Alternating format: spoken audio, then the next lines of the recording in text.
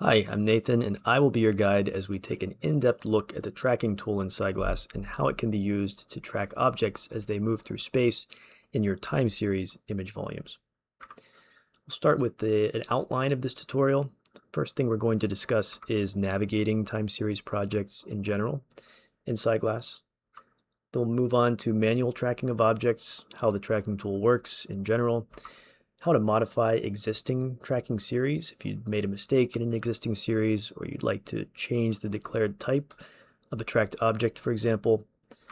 We'll dabble a bit in the use of the auto tracker, which in some cases can dramatically reduce the amount of manual work needed to track objects in syGlass.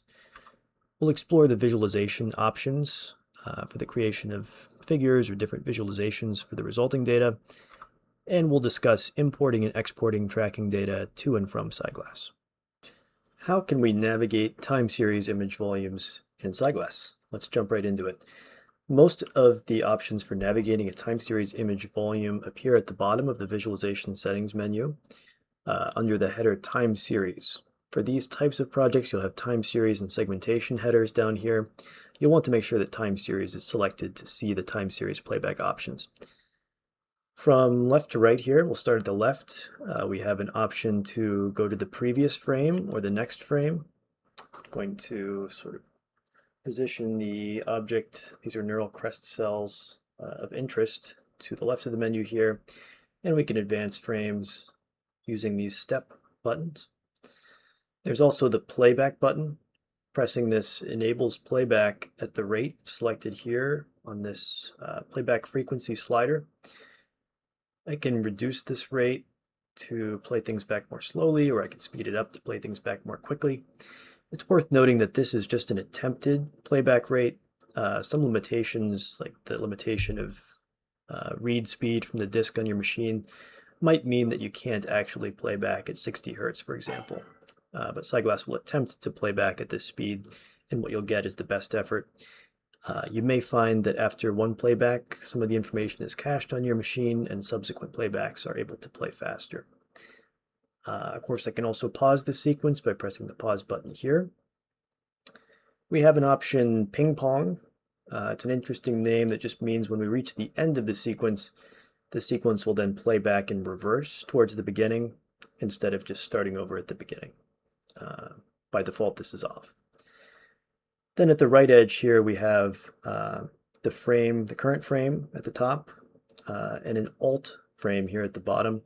You can adjust this alt frame and press the swap button here to jump back and forth between frames. This is an easy way to compare two frames, essentially, even if they're not adjacent to one another in time.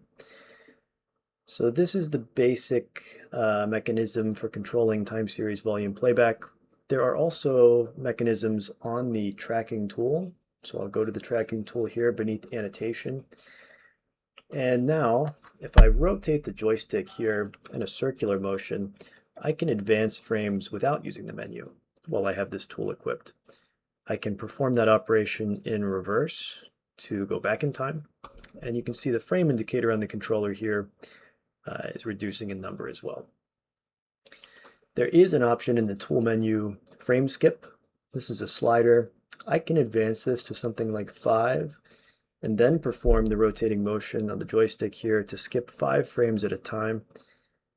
This can be useful if you don't need to track every point or to see every time point in a sequence.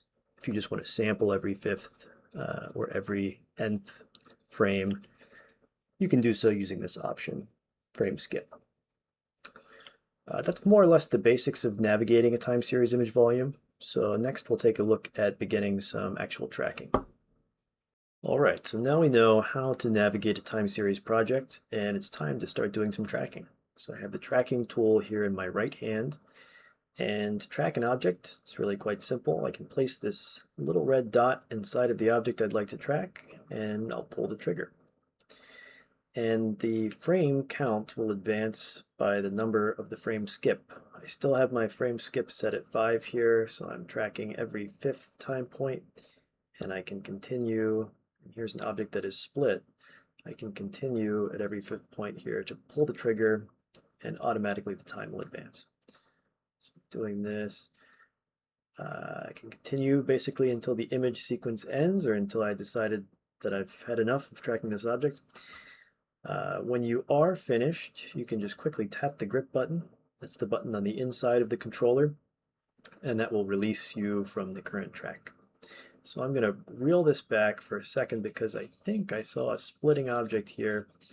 And to create a split, I'm going to go back to a time point before the split initiates.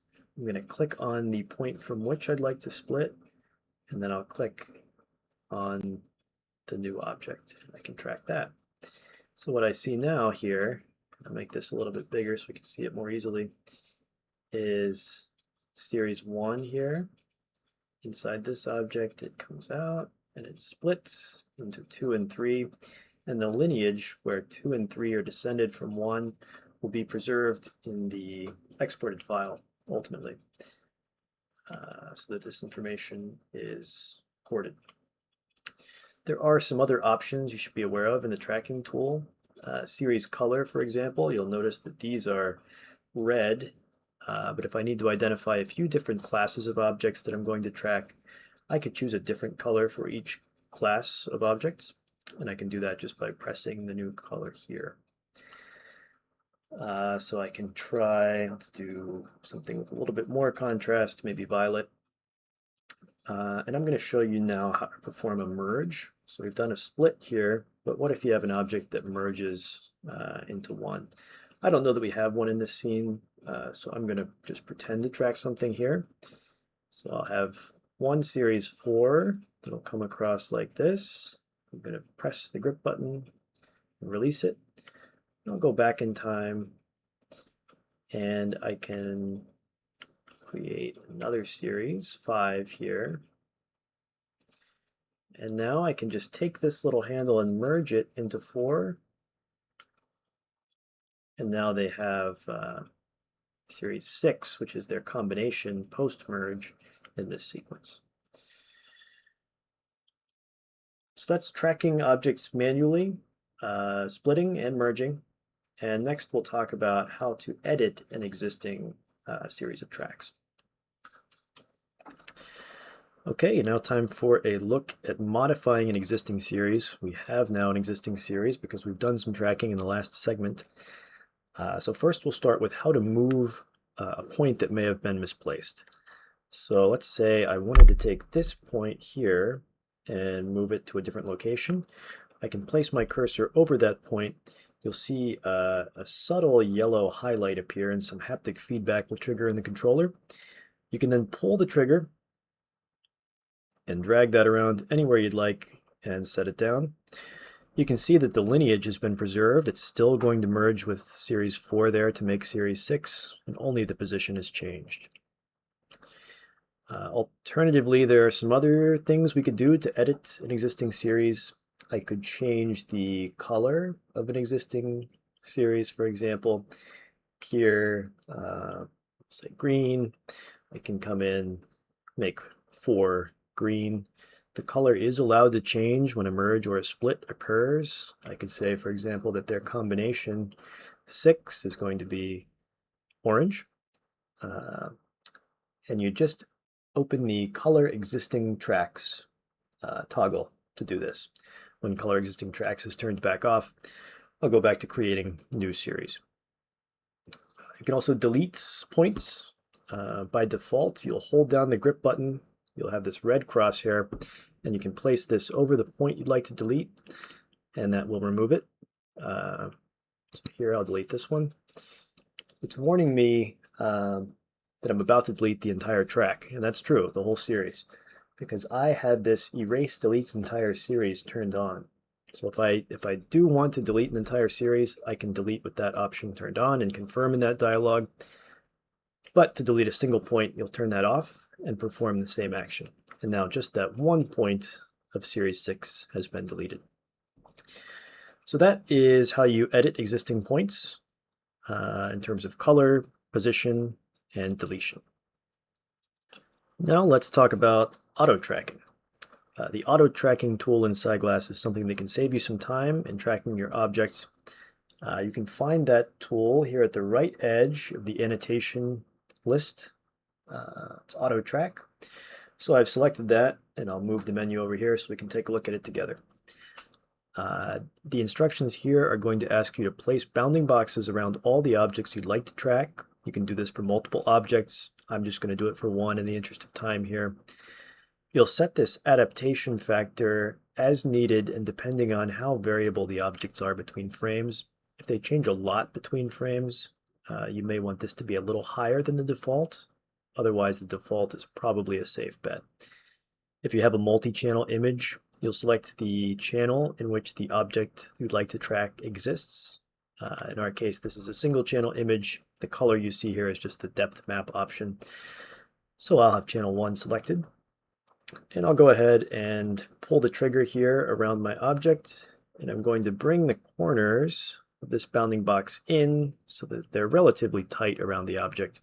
You can also grab an edge and slide it in the scene, but you want it to be fairly tight around the object of interest. That looks good to me. Again, you can do this for multiple objects if you'd like. You can start the tracking at any time point you'd like. It will only continue after the time point in which a given box is drawn. So then I'll open the menu again and run the auto tracker. VR is going to turn off at this point. There will be a warning before that happens, and I can see the progress of the auto tracker in a console window. Once the tracking is finished, I can go back into VR and see the results. When you take off the headset and observe the console window that has appeared to show you the progress of the auto tracking, this is what it'll look like. It'll describe the number of boxes to be tracked and the number of frames that they've been tracked through. It really is quite fast. I had to slow this down just to be able to talk over it. Okay, we're now back in VR and we can see that there is now a point, a track 7 on this object, which has been auto-tracked. And as I rotate the joystick on my right controller, the auto-tracking tool, I can move through frames and I can see that the tracking has tracked the center of this object, which would save me a little time if I intended to manually track this in every frame.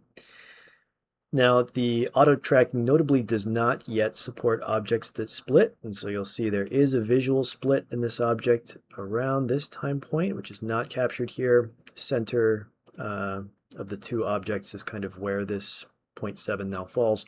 This is something we could modify using those editing tools that we looked at in the last section. But that's the basics of auto tracking. Next, we'll talk about some visualization options for these series that we've created in all these different ways. All right, visualization of tracking series of tracked objects. Maybe you need to create a figure. Maybe you just want to modify the way that these things appear in the scene. A number of ways you can do that in syGlass. The most basic one is to show or hide the trackings altogether. You can do that by clicking the joystick as if it were a button. It is a button. And some options will appear here. This is what we call the radial menu. This is a quick way to change to the color existing tracks mode, but it's also a way to hide or show the existing tracks. So you can hide them all this way, bring them back the same way. Another option you might like is just to hide these little number tags above each series. That is show track numbers at the top of the tracking tool menu. So I'll turn that off and you'll see those numbers are now gone. There is also show full trails. When I turn this off, you no longer see the full path of each tracked object in the scene.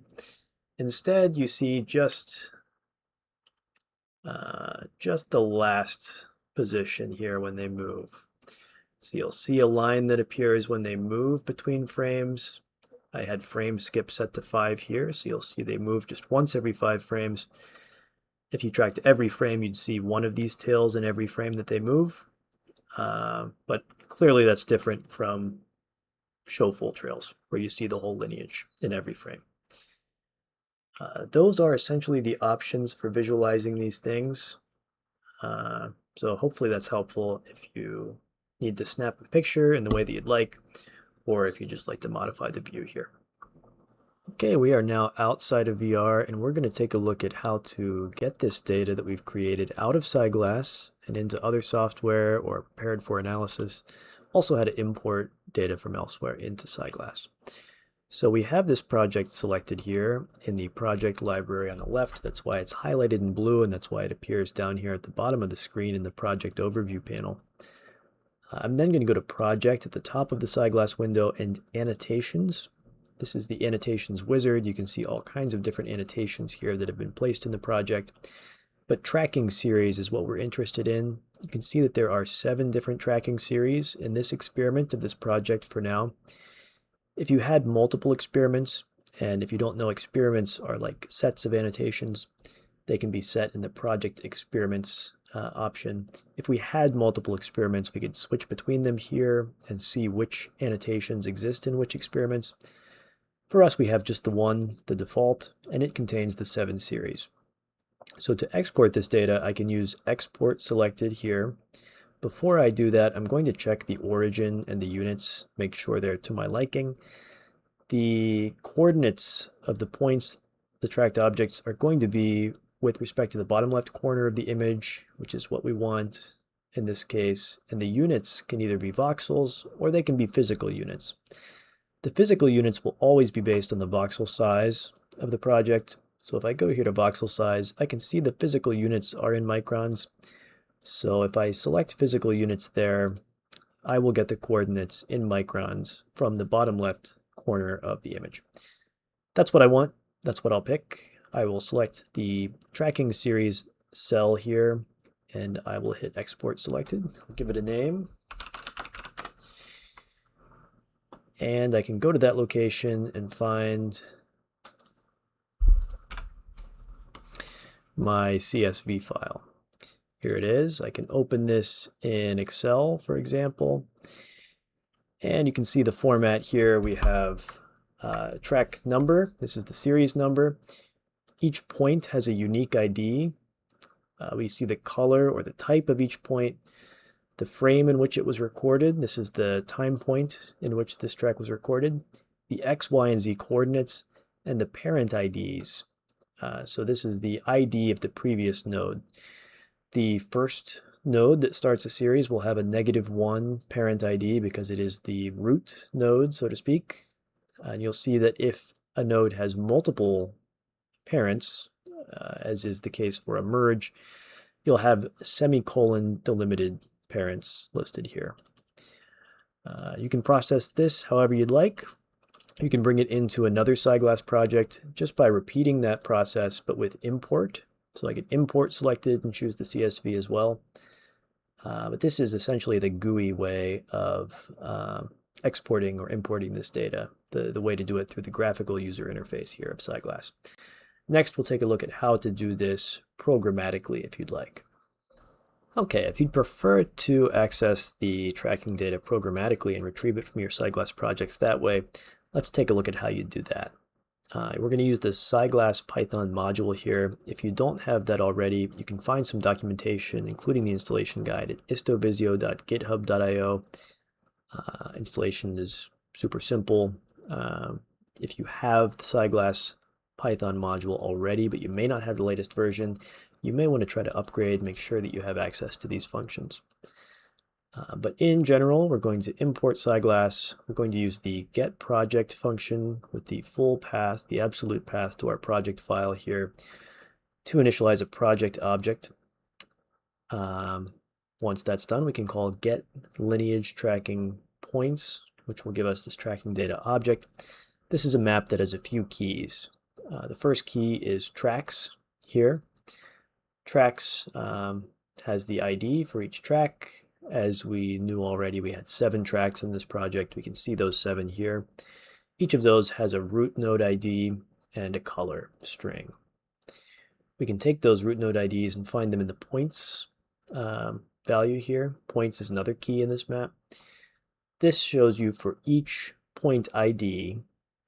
We can refer back to the CSV to see what those point IDs were and to match them up here. For each point ID, there's a time point and a position. And the position here is in the NumPy convention, Z, Y, X. So we'll have point ID, frame number, or time point number, and then position for each of the many points here. Finally, we have a key links, And links gives you a list of links between points that make up the graph here. So these are parent to child. You can match those up as well. So you can do with this data what you like. You can process it on your own or work it into some other workflows. All the information here is also effectively in that CSV file that you could export via the GUI. But of course, you can sort of batch operations by using the Python API. And if you're going to be doing some programmatic steps following this export anyway, it can sometimes make sense to take this approach. Okay, that is going to do it for the tracking tool tutorial. I hope you learned something about tracking objects in syGlass using the tracking tool. If you still do have other questions, if you're watching this video on YouTube, you can comment there. You can also email us at info@syglass.io, or you can visit us online at syglass.io. Hope to see you in the next video.